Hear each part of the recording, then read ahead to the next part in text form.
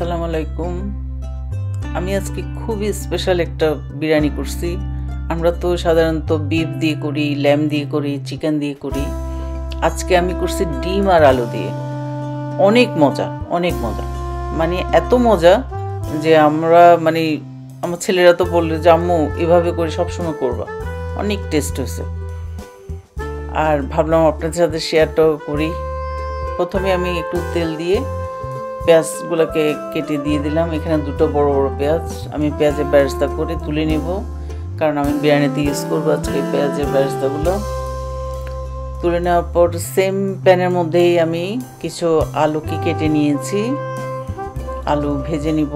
তারপর ডিম বয়েল করে নিয়েছি, ডিমও এখানে ভেজে নেব। হলুদ আর লবণ দিয়ে আমি আলুগুলোকে ভেজে নিচ্ছি। একটু লাল করে ভেজে নিব, কারণ বিরিয়ানিতে আলু আর বেশি করে দিচ্ছি, কারণ বিরিয়ানিতে যত আলু দিব তত টেস্ট লাগে, এই জন্য একটু বেশি করে দিচ্ছি। আর ডিমকে সিদ্ধ করে নিয়েছি, আমি ছুরি দিয়ে একটু একটু কেটে নিচ্ছি। আর এখানে হলুদ আর মরিচ আর একটু লবণ দিয়ে দিচ্ছি। এখন আমি ডিমগুলো ভেজে নিব, লাল লাল করে একদম ডিমগুলো ভেজে তারপর তুলে নিব।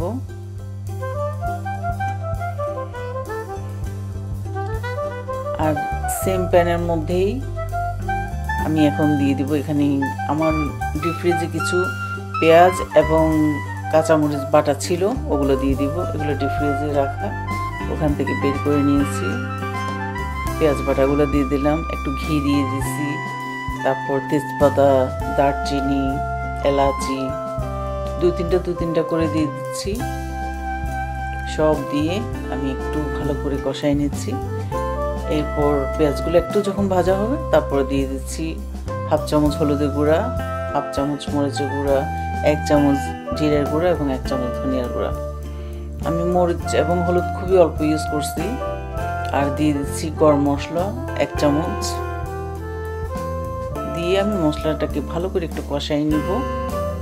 এখানে আমি 1 চামচ আদা রসুনের পেস্টও দিয়ে দিছি, ওটা আমি অবশ্য ভিডিও করতে পারি নাই।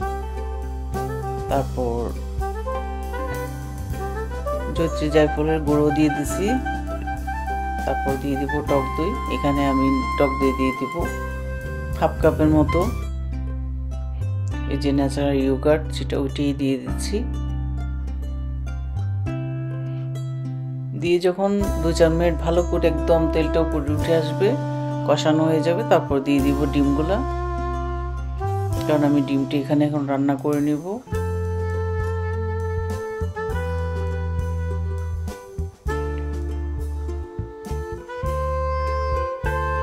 তারপর দিয়ে দিচ্ছি আর একটু মিল্ক, যেহেতু বিরিয়ানি অবশ্যই একটু স্পেশাল হতে হবে। তবে আমি বলতে ভুলে গেছি, এখানে কিন্তু আমি হাফ চামচ থেকে অল্প জয়ত্রী জায়ফলের গুঁড়া দিছি। আর এখন দিয়ে দিলাম বাদাম এবং কিশমিশ। আর এখানে আমি চালটাকে 60% করে আমি বয়েল করে নিয়েছি। আমার সব রেডি, এখন জাস্ট মিক্সড করব।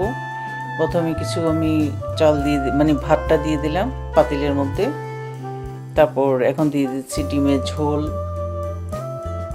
কিছু ঝোল দিয়ে তারপর এর উপরে দিয়ে দিব আলুগুলা।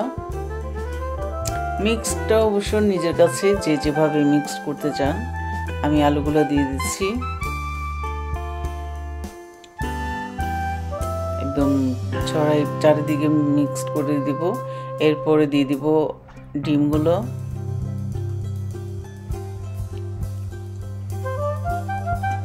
তারপর দিয়ে দিচ্ছি পেঁয়াজের যে বেরেস্তা, ওখান থেকে অল্প একটু বেরেস্তা দিয়ে দিব।